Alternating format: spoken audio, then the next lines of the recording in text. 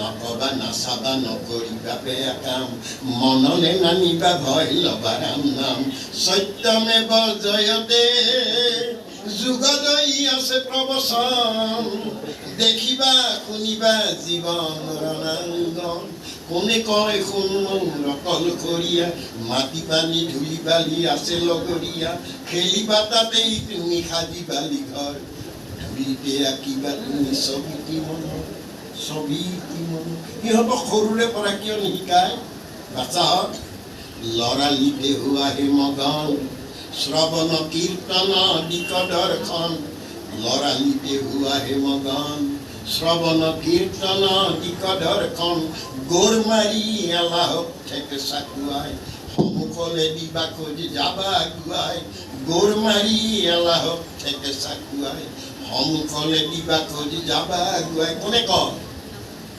মানুহজনে ক'লে হয় ৰ হাঁপানীটোৰ কাৰণে তেতিয়াহ'লে আমাৰ বহু মানুহে শৰণ ল'ম বুলি ভাবে ঘৰখনৰ বাকীবিলাকৰ যদি কিন্তু মোৰ বাকীবিলাকৰ কথা চিন্তা নাই মই তৰিব লাগে আপোনাৰ তৰা কোলা উদ্ধাৰা মই তৰি যোৱা বাটটো দি গ'লে মই সিহঁতক কওঁ মৃত্যুৰ মুহূৰ্তটো কম বাচ্চাহঁত তহঁতে তাই শৰণ নল'লে কি মোক জাত যজ্ঞ ব্ৰাহ্মণ্যৰ কৰ্ম নকৰিবি ভকত আনি কৰ্মটো কৰিবি বাধ্য পিতাই মৰিবৰ ওপৰত কৈ থৈ দিছে আমি বহু ভকতকে আমাৰ লগতে ঘূৰি ফুৰে মৰিবৰ দিনাখন আমি যেতিয়া যাওঁ তেতিয়া আমাক কয় আপোনাৰ তাতো লোৱা নাই আমাৰ লগতে ঘূৰিছিল কিন্তু সেইবুলি লোৱা নাইতো আপোনালোকে দেখিলে হৈ গ'ল কাম আমাৰ তেতিয়াহ'লে ভাবক গোটেই জীৱন ঘূৰিও তেওঁ লাইনত আহিব নোৱাৰিব ভগৱন্তই কিন্তু অৰ্জুনক কৈছে যে সখী মই কৃপা নকৰিলে নহ'ব তেওঁ কৃপাও কৰিব লাগে সিকালত থাকিব লাগিব সিকালত নাথাকিলে ইকালত আহিয়েই মই হৰি গুৰু ধৰ্ম মই ল'ব নোৱাৰো সেইকাৰণেই মই কৈছো যে আজিৰ দিনটোৰ উপাৰ্জন অহাকালিৰ দিনটোৰ মূলধন তেনে মূলধন আমি আজি আহিছো সেইকাৰণে হৰিক আশ্ৰয় গ্ৰহণ কৰিব পাৰিছো সেইকাৰণে সত্যক আমি উপলব্ধি কৰিব পাৰিছো 4 বেদ 14 শাস্ত্ৰ 18 পুৰাণৰ মৰ্মাৰ্থ আমি কিঞ্চিত হ'লেও জানিব পাৰিছো যে কৃষ্ণস্তু ভগৱান এৱেই আমাৰ হৃদয়ত প্ৰাণাৰাম হৃদিৰাম আত্মাৰাম হৈ আছে এই আত্মাৰামক যেতিয়ালৈ নাজানো মই কৃষ্ণকো নাজানিম আপোনালোকে প্ৰসংগ কৰিলে দেখিছে নহয় কৃষ্ণতে শৰণ লৈছে তেওঁ কিন্তু জয় ৰাম ৰাম বুলিহে কৈছে কৃষ্ণ বুলিতো নকলে তেওঁ নাথাকিলে ৰাম ক'ব পাৰিব নেকি প্ৰাণাৰাম জয় ৰাম কাৰ কাৰণে ৰাম ক'ব পাৰিছে নাৰাৰ কাৰণে পানী আছে কাৰণে পানীয়ে হ'ল প্ৰাণ সৰ্বতি সেইকাৰণে জয় নাৰায়ণ নাৰায়ণ কিয় ক'ব পাৰিছে আনন্দ উৎসাহ যেতিয়া আহিছে সাগৰৰ ইটো ঢৌৱে সিটো ঢৌক খুন্দিয়ায় ইটো ঢৌৱে ইটো ঢৌক খুন্দিয়ায় ই যাত্ৰীয়ে চাবহে গৈছিল সাগৰে আহি ভৰি ধুৱাই লৈ গুচি গ'ল সেইকাৰণে ক'লে কৃষ্ণ জয় ৰাম জয় নাৰায়ণ জয় কৃষ্ণ কোনে আনি দিলে জয় জগতগুৰু শ্ৰীমন্ত শংকৰ ইমান ভিতৰৰ বস্তুটো আনি আমাক ইমান সহজতে দি দিলে তাৰপিছতো আমি হলিও বুলি কথা হলিও গতিকে আমাৰ কি যে হ'ব আমি ভাবি নাপাওঁ ইয়াৰ পিছত যে আমাক কীট পতংগটো আমাক নামিব যেন লাগে কীট পতংগত আহিলে তেওঁ ওপৰতে আহিব পাৰিম এবাৰ অৰ্জুনৰ লগত ৰথ চলাই যাওঁতে হঠাৎ ৰথ যেতিয়া ৰাখি দিলে তেতিয়া কিন্তু অৰ্জুনে সুধিছিল যে সখী বায়ুবেগে আহি ৰথখন হঠাৎ তুমি কিয় ৰাখি দিলা বোলে বোকা পানীলে লুতুৰি পুতুৰি হৈ সেইজনে হাল বাই থাকোঁতে নাঙলখন দাঙি দিলে কি কথা কোৱা তুমি নাঙলখন দাঙি দিলে তুমি ৰথখন কিয় ৰাখিলা নহয় সখী এই নাঙলত বহুত জাবৰ বাজিছেতো এচাৰিডালেৰে নাঙলৰ এই জাবৰবিলাক বগৰাই নাঙলখন বাজিছে বোকা পানীৰে লুতুৰি পুতুৰি হোৱা মানুহ এই জাবৰবিলাক এচাৰিৰে ভগৰাই দিব, তাক তুমি ৰক্ষণ কৰি ৰাখিলা নাই।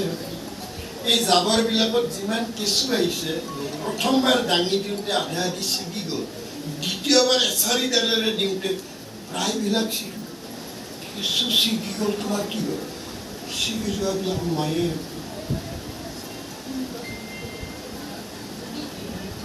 অৰ্জুনেহে তাক অৰ্জন কৰিব। মানে মাটিৰ তলত থকা কেঁচুখিনিও ময়েই। সখী, সেই শিলাখণ্ডত কেঁচু নাই, খেতি হ'বনে? বোলে নহয়, কেঁচু থকা ঠাইত উৰ্বৰা শক্তিটো বাঢ়ে।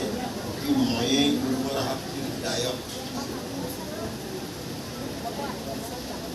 সমস্ততে তেওঁ আছে কাৰণে আমি কৰি আছো। আমি কিন্তু অৰ্জুন নহলো।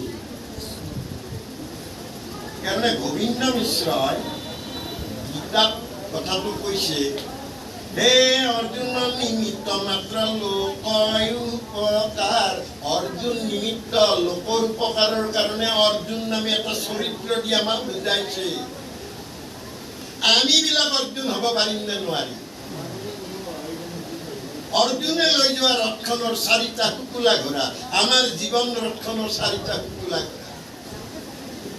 আমি যেতিয়া গুৰু সেৱা কৰিবলৈ যাওঁ, তেতিয়া আমাৰ দম্ভ আৰু অহংকাৰটো, মই গুৰু সেৱা কৰোঁ। মানুহ কৈ যাওঁ, ভক্তে মই গুৰু সেৱা কৰিব কওঁ, মই ৰথখন লৈ আহিব পাৰিম, মোৰতো নিজা বস্তু একো নাই। পৰম ব্ৰহ্মটো নিৰাকাৰ, শব্দ ব্ৰহ্ম নিৰাকাৰ, জীৱ ব্ৰহ্ম নিৰাকাৰ। বায়ুৱে যেনেকৈ বায়ুৰ লগত মিলি যায়, তেনেকৈ শব্দ ব্ৰহ্মই পৰম ব্ৰহ্মৰ লগত মিলি যাব। মই কৰা নাই, তেওঁৰ লগত মিলন হৈ গ'ল। মইহে গৌৰৱটো লৈ আহিলোঁ, মই আৰু তাৰ পৰাই মই চাই দেখিলোঁ বাটত, মানে গেটৰ সন্মুখত এটা ভিক্ষাৰী। কি হৈছে? যোৱাকালি এখন আছিলি, কালি আহিছোঁ, কিয় বা আহিলোঁ? যা, নামঘৰৰ পৰা ওলাই তোমাৰ চৰিত্ৰ কোনটো? তুমি ক'বহে লাগিছে, যোৱাকালি আহিছিলা নেকি? কৃষ্ণ। তেতিয়াহ'লে কৰ্মৰ মাজতে আমি ভকত চিনি পাওঁ। সেইটো নিজাকৈ ভাবি চাব, আমি গুৰু সেৱা কৰোঁনে? তেওঁৰ কাম তেওঁ কৰি থৈ যায়। মোক যন্ত্ৰটো লৈ আহোঁ, মই মানৱ যন্ত্ৰটো ইয়াত থৈ দিওঁ, তাতে গুণমালা স্থাপন কৰি তেওঁ নিৰাকাৰ। শব্দ ব্ৰহ্ম কিছুমান আছে, মোৰ শব্দটো মন নহয়, তেওঁৰ শব্দ এইবিলাক। হে কৃষ্ণ কৃষ্ণ শব্দটো মন নহয়। জীৱটোতো ময়ো দেখা নাই, মায়েও দেখা নাই, মায়ে অনুভৱ কৰিছিল মাত্ৰ। তেতিয়াহ'লে সেই নেদেখাজনো সেইটো চাব লাগে। পৃথিৱীত ৰাতিপুৱা সূৰ্য উদয় হয়, সন্ধিয়ালৈ বেলিটো যেতিয়া ডুবে তেতিয়া হাঁহি যায়, ৰঙা পৰি হাঁহি যায়। আইৰ কপালৰ সেন্দুৰখনৰ দৰে ৰঙা হৈ হাঁহি যায়। এই মোৰো তোৰ একদিন নিলো, মানে সূৰ্যৰ লগত হৰৈ জীৱনৰ আয়ু। এইটো আয়ুস কিন্তু এদিন এদিনকৈ সদায় গৈ আছে, আয়ুসো গৈ আছে। মহাপুৰুষ মাধৱদেৱে কিন্তু ভিতৰতো এটা সূৰ্য আছে বুলি কয়। হৃদয় আকাশে চৈতন্য আদিত্য সৰ্বদায়ে প্ৰকাশ হয়, উদয় অস্ত নাই সন্ধ্যা উপাসনা কৰিব কোন। গুৰুজনাই ক'লে নিৰন্তৰে বোলা ৰাম ৰাম। আইৰ গৰ্ভতে সেই সূৰ্যটো লৈ আহিছোঁ, আৰু সেইকাৰণে দেহত মোৰ উত্তাপ আছে। এই সূৰ্যটো কিন্তু এদিন ডুবে, এদিন ডুবিলে মই 4টাৰ কান্ধত যাম, এদিনেই ডুবে। আৰু এই ডুবিলে আমিবিলাকে শ্মশানলৈ যাওঁ। আমি মানুহে আচলতে জীৱিত কালত গুৰু সেৱা কৰোঁ, আমি আন এঠাইলৈ মনত নেপেলাওঁ। আচলতে আমাৰ এড্ৰেছটো, মানে এনভেলপটোত যেনেকৈ পোষ্ট অফিচৰ বাকচটো, আমাৰো এই এনভেলপটোৰ আচল ঠাই হ'ল যে আপোনাৰ আমি মাহত এবাৰকৈ হ'লেও শ্মশানলৈ যাব লাগে। যদি হিন্দুৰ শ্মশান হয়, তেতিয়াহ'লে মানুহ যিয়ে দাহ কৰিব গৈছে তেওঁ হৈছে লেতেৰা হৈছে, ইমান মহ দাঁত, মানে আমি নাযাওঁ। সেইদিনা মৰিবৰ দিনাই যাওঁ, আপোনাৰ আমি চাফা কৰোঁ। আপুনি খ্ৰীষ্টানত যাব, ইছলামত যাব, আপোনাৰ পৰিয়াল। তাৰমানে মোৰ শেষৰ ঠিকনাটো মোৰ বৰ বেয়া। আগৰ দিনত আৰু এনে আছিল যে বৰষুণ বানপানী যদি হৈ গ'ল তেতিয়াহ'লে দাহ কৰিব ঠাই ক'লেহে পাৰোঁ। আপোনালোকে ষ্টাৰ্ট দিছে, আপোনাৰ শব্দটোৱে কৈছে, ময়ো দুঘণ্টাৰ কথা কৈছোঁ, আপোনাৰ কৈছে নহয়, হ'লনে দুই নাই হোৱা। আচ্ছা, গতিকে আমি ভাবোঁ আমি নামঘৰটো যেনেকৈ চিকুণকৈ ৰাখোঁ, যেনেকৈ মৰিশালিখন যিখন আমাৰ দাহ কৰিব ঠাই, সেইখনকো সুন্দৰ কৰি ৰাখিব লাগে। মই জীৱন কালত মই নামঘৰলৈ আহি নাম ল'ব পাৰোঁ, যিদিনা মই নাম ল'ব নোৱাৰোঁ সেইখিনি কিন্তু এদিন ঠাইলৈ লৈ যাব। মোৰ স্থানখিনি সেইটো। আজিকালি চৰকাৰে অৱশ্যে নিজে বনাই দিয়া কৰিছে, কিন্তু বনাই দিলে লোহা কেইডালে সৈতে বাকী কিন্তু জংঘল। গতিকে আমি মনোযোগ দিব লাগে। সেইটো আইসকলে যেনেকৈ মানে গুৰু সেৱা কৰোঁতে উৰণি, এই আপোনাৰ ভকত সেৱা কৰোঁতে উৰণি, আৰু প্ৰসাদ মুঠি ৰান্ধোতে যেনেকৈ উৰণিখন ৰাখিব লাগে, আমিবিলাকো প্ৰত্যেকেই ভাবিব লাগে যে আমাৰ নামঘৰটোত সদায় যাওঁ, এদিন কিন্তু এই নামঘৰত আৰু যাব নোৱাৰা হ'ম, সেইদিনা কিন্তু মই শ্মশানলৈ যাম, শ্মশানৰ লগত মোৰ সম্পৰ্ক আছে নাই। তাৰমানে পোষ্ট অফিচটো মই চাই আহিব লাগে। এই পোষ্ট অফিচৰ লগত আমাৰ সম্পৰ্ক নাই। মৰিবৰ দিনা আমাৰ কোৱা হয়, তাত পানী হৈছে নেকি, বোলে পানী হৈছে, এই তাত নোৱাৰা যদি এইফালে গ'ল, এইফালে গ'ল, এইফালে যাম, নোৱাৰিবি ইয়াতে, এইখনৰ শ্মশান ঘাটে তল গৈছে। তেতিয়াহ'লে আমি আমাৰ ঠিকনাবিলাক আমি সেইটোও চাব লাগিব, সমাজ এখনৰ শুদ্ধ আৰু পবিত্ৰতাৰে। গতিকে আমিবিলাকে আজিকালি কৰন্তে অন্তকে চাপে পাহ, চিন্তামণি জন্মইতো ব্যৰ্থ হয় না। তেতিয়াহ'লে এইটো চিন্তামণি, এই চিন্তাবিলাক আমি সোমাই ল'ব লাগে। বৰ কম দিনৰ কাৰণে আহিলোঁ, ইয়াত আমি বহুত কিবা পালোঁ, আমি ল'বই নোৱাৰিলোঁ, ল'ব নিশিকিলোঁ, কাৰণ আমি গৰ্ব আৰু অহংকাৰৰ ভাণ্ডাৰত আমাৰ থবলৈ ঠাই নাই। গতিকে জন্ম চিন্তামণি জন্মইতো ব্যৰ্থ হয় না, হয়তো কেতিক্ষণে মিলে দুৰ্ঘৰ শান্তি কৃষ্ণ চৰণত অপক্ষীয় অতি সোনকালে তোমালোকে আশ্ৰয় লোৱা, জীৱনত ধন্য কৰা, যিজনৰ পৰা আহিছিলা সেই আনন্দৰ আশ্ৰয় লোৱা। তুমি এতিয়া তুমি জীৱনত ধন্য কৰিব পাৰিবা। অপৰলোক সম্বল বান্ধৱৰী না, কৃষ্ণৰ কিং কৰে কহে, বোলা ৰাম ৰাম হৰি ৰাম,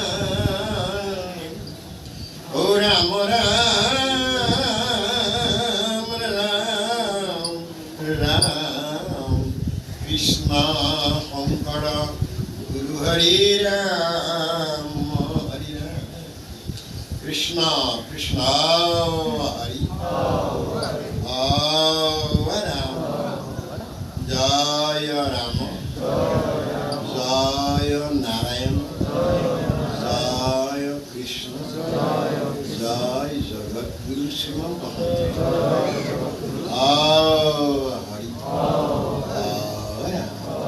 অপৰাধ বিনাশন তলিনাম নাৰায়ণ জানি নামে, অখিলো শৰণে আন গতি নাহিকে মৰণে। অপৰাধ ক্ষমা কৰি তুমি দয়া ক্ষীৰ হৰি মুখ ৰক্ষা কৰিও চৰণে, ৰাম মুখ ৰক্ষা কৰিও চৰণে, কৃষ্ণ কৃষ্ণ হৰি